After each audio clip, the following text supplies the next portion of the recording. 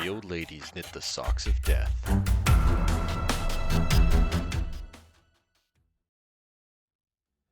I was used to the occasional weird experience, but usually they were over quickly. This 24/7 hallucination was more than I could handle. For the rest of the school year, the entire campus seemed to be playing some kind of trick on me. The students acted as if they were completely and totally convinced that Mrs. Kerr, a perky blonde woman who I'd never seen in my life until she got on our bus at the end of the field trip, had been our pre-algebra teacher since Christmas. Every so often I'd spring a Mrs. Dodds reference on somebody, just to see if I could trip them up, but they would stare at me like I was psycho. It got so I almost believed them. Mrs. Dodds had never existed. Almost. But Grover couldn't fool me. When I mentioned the name Dodds to him, he would hesitate, then claim she didn't exist. But I knew he was lying. Something was going on. Something had happened at the museum.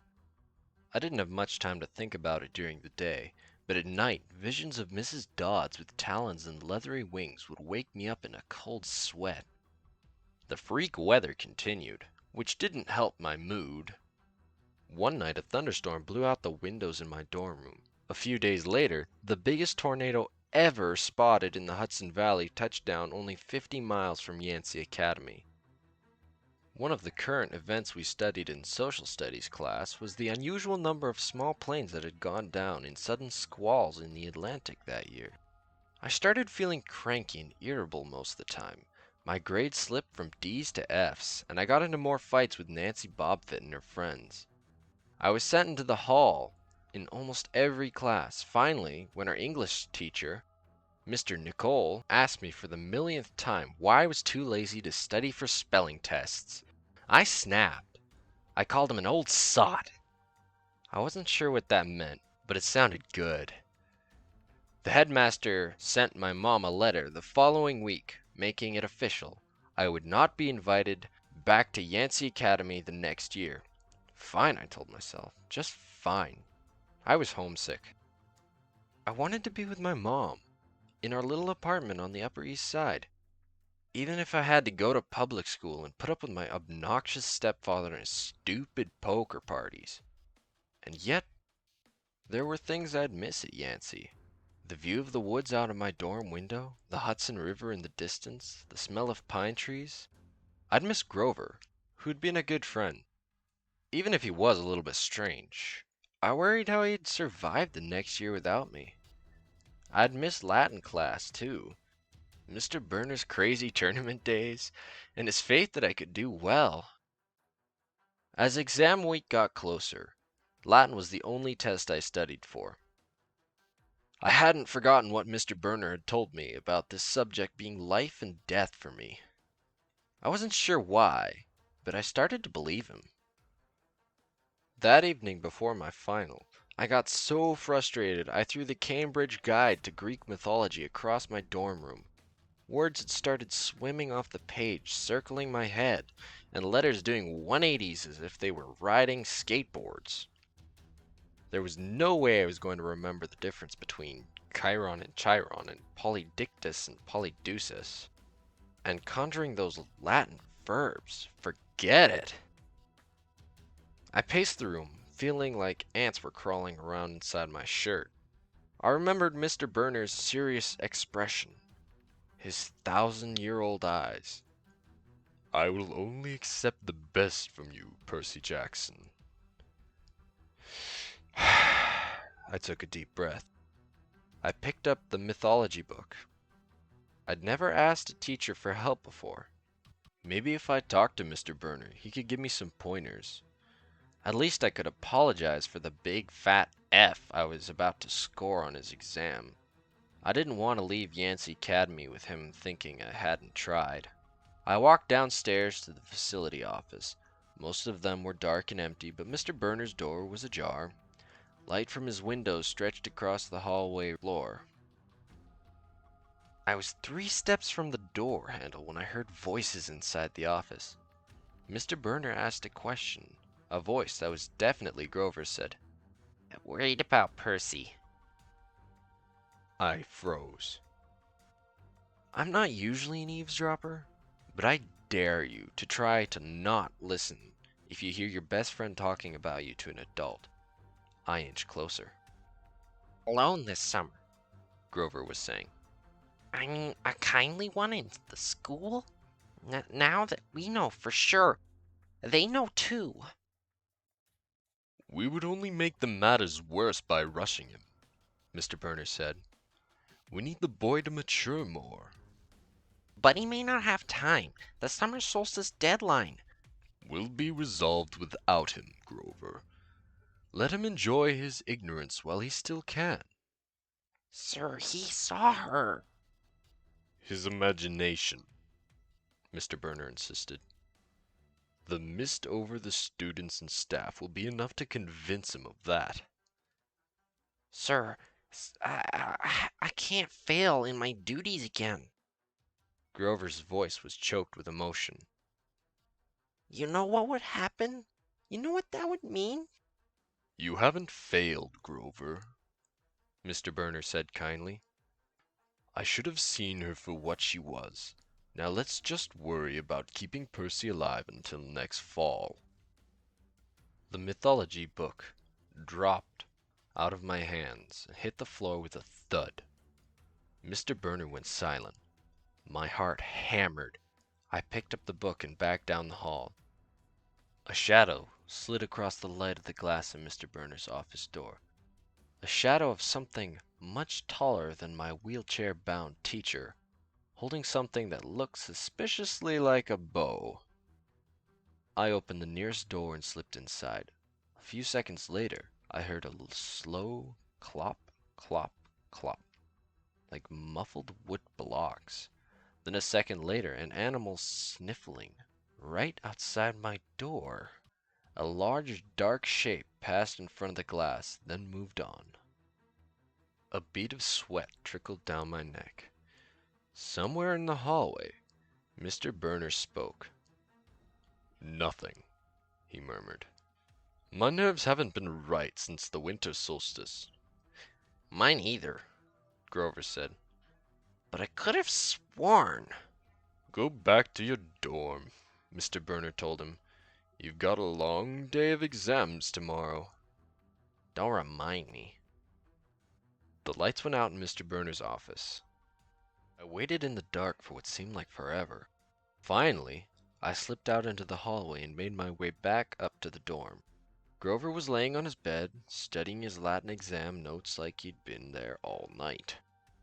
Hey, He said, blurry-eyed. you going to be ready for the test? I didn't answer. You look awful. He frowned. Is everything okay? Just tired. I turned so he couldn't read my expression and started getting ready for bed. I didn't understand what I'd heard downstairs. I wanted to believe I'd imagined the whole thing. But one thing was clear. Grover and Mr. Burner were talking about me behind my back. They thought I was in some kind of danger. The next afternoon, as I was leaving the 3-hour Latin exam, my eyes swimming with all the Greek and Roman names I'd misspelled, Mr. Burner called me back inside. For a moment, I was worried he'd found out about my eavesdropping the night before, but that didn't seem to be the problem. Percy, he said, don't be discouraged about leaving Yancey. It's for the best. His tone was kind, but the words were still embarrassing to me. Even though he was speaking quietly, the other kids finishing the test could hear. Nancy bobbed, smirked at me, and made little sarcastic kissing motions with her lips. I mumbled, "Okay, sir." Mr. Burner wheeled his chair back and forth, like he wasn't sure what to say. This isn't the right place for you. It was only a matter of time. My eyes stung. Here was my favorite teacher in front of the whole class telling me I couldn't handle it, after saying he believed in me all year. Now he was telling me that I was destined to get kicked out. Right, I said, trembling. No, Mr. Burner said. Oh, confound it. What I'm trying to say, you're not normal, Percy. There's nothing to be. Thanks, I blurted. Thanks a lot for reminding me. Percy! But I was already gone. On the last day of the term, I shoved my clothes into my suitcase. The other guys were joking around, talking about their vacation plans. One of them was going on a hiking trip to Switzerland. Another was cruising the Caribbean for a month. They were juvenile delinquents, like me, but they were rich juvenile delinquents. Their daddies were executives or ambassadors or celebrities. I was a nobody, from a family of nobodies. They asked me what I'd be doing this summer, and I told them I'd be going back to the city. What I didn't tell them is I'd have to get a job this summer walking dogs or selling magazine subscriptions, and spending my free time worrying about where I'd go to school in the fall. Oh, said one of the guys. That's cool. They went back to their conversation as if I'd never existed. The only person I dreaded saying goodbye to was Grover. But as it turned out, I didn't have to. He'd booked a ticket to Manhattan on the same Greyhound as I had. So there we were, together again, heading into the city. During the whole bus ride, Grover kept glancing nervously down the aisle, watching the other passengers. It occurred to me that he'd always acted nervous and fidgety when we left Yancey, as if he expected something bad to happen. Before, I'd always assumed that he was worried about getting teased, but there was nobody to tease him on the Greyhound. Finally, I couldn't stand it anymore. I said, "Looking for kindly ones?" Grover nearly jumped out of his seat. What do you mean? I confessed about eavesdropping on him and Mr. Burner the night before the exam. Grover's eye twitched. How much did you hear? Not much. What's the summer solstice deadline? He winced. Look, Percy, I was just worried for you. See, hallucinating and the demon math teacher? Grover. And I was telling Mr. Burner that maybe you were overstressed or something because there was no such person as Mrs. Dodds and... Grover, you're a really, really bad liar. His ears turned pink. From his shirt pocket, he fished out a grubby business card. Just take this, okay, in case you need me this summer. The card was in fancy script, which was murder on my dyslexic eyes, but finally I made something out like Grover Underwood, Keeper, Half-Blood Hill, Long Island, New York, 800-009-0009. What's half? Don't say it aloud, He yelled. That's my, summer address. My heart sank. Grover had a summer home? I had never considered that his family might be as rich as the others at Yancey. Okay, I said glumly. So like, if I want to come visit your mansion? He nodded. Or if you need me. Why would I need you? It came out harsher than I meant it to. Grover blushed right down to his Adam's apple. Look, Percy, the truth is, I kind of have to protect you. I stared at him. All year long, I'd gotten into fights keeping bullies away from him. I'd lost sleep worrying that he'd get beaten up next year without me. And here he was, acting like he was the one who defended me. Grover, I said, what exactly are you protecting me from? There was a huge grinding noise under our feet. Black smoke poured through the dashboard, and the whole bus filled with a smell like rotten eggs. The driver cursed and limped the Greyhound over to the side of the highway. After a few minutes of clinking around in the engine compartment, the driver announced that we'd all have to get off. Grover and I filed outside with everyone else. We were on a stretch of country road, no place you'd notice if you didn't break down there. On our side of the highway was nothing but maple trees and litter from passing cars. On the other side, across 4 lanes of asphalt shimmering in the afternoon sun, was an old-fashioned fruit stand. The stuff on sale looked really good. Heaping boxes of blood-red cherries and apples, walnuts and apricots, jugs of cider and a clawfoot tub full of ice. There was no customers, just three old ladies sitting in rocking chairs in the shade of a maple tree, knitting the biggest pair of socks I'd ever seen. I mean, these socks were the size of sweaters, but they were clearly socks. The lady on the right knitted one of them, and the lady on the left knitted the other. The lady in the middle held an enormous basket of electric blue yarn. All three of them looked ancient, with pale faces, wrinkled like fruit leather, silver hair tied back in white bandanas, bony arms stuck out of bleached cotton dresses. The weirdest thing was, they seemed to be looking right at me. I looked over at Grover to say something about this and saw that the blood had drained from his face. His nose was twitching. "Grover?"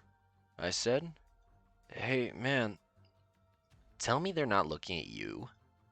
They are, aren't they? Yeah, weird, huh? I mean, thinking those socks would fit me. Not funny, Percy. Not funny at all. The lady in the middle took out a huge pair of scissors, gold and silver, long-bladed like shears. I heard Grover catch his breath. We're getting on the bus, He told me. come on.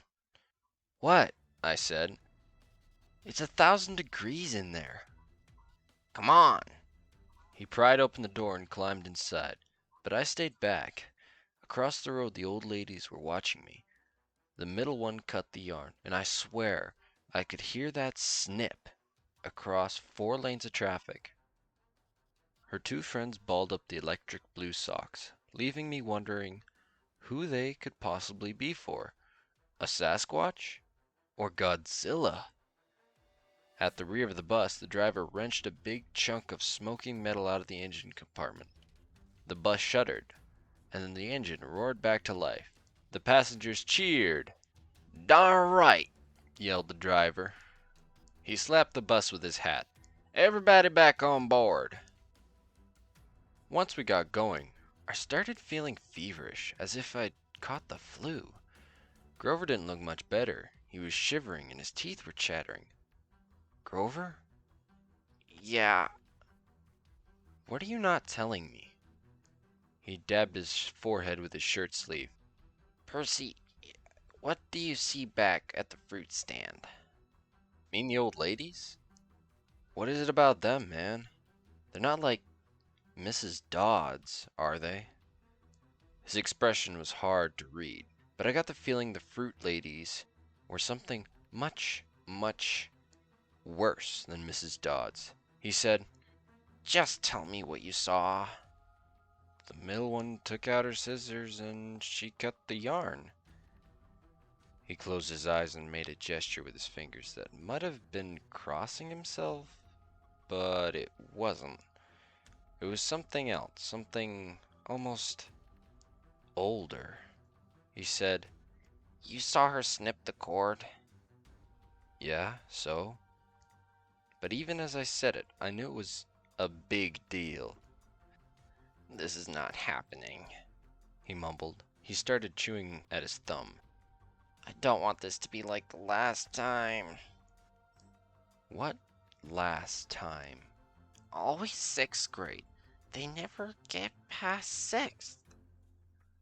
"Grover," I said, because he was really starting to scare me. "What are you talking about?" Let me walk you home from the bus. Promise me? This seemed like a strange request to me, but I promised he could. "Is this like a superstition or something?" I asked. No answer. "Grover, that snipping of the yarn, does that mean somebody's gonna die?"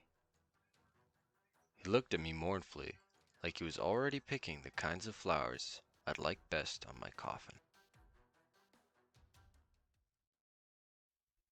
Okay, wow. Grover is just some friend. So some old ladies cut some yarn. What kind of flowers do you want on your coffin? Okay, about this chapter. Major thing, old ladies cut yarn, which means Percy's gonna die? Maybe? We'll see how that turns out. Also, Mr. Burner and Grover got something going on behind Percy's back, along with the Mrs. Dodds thing. Either Percy's crazy, end of book, or something's gonna get interesting. And there's what, 4 more books? So I think something's gonna get very interesting. Well, comment, like, subscribe, share this video with a friend if you like it, and if you don't, I'll make fun of you in the next video. Okay, bye.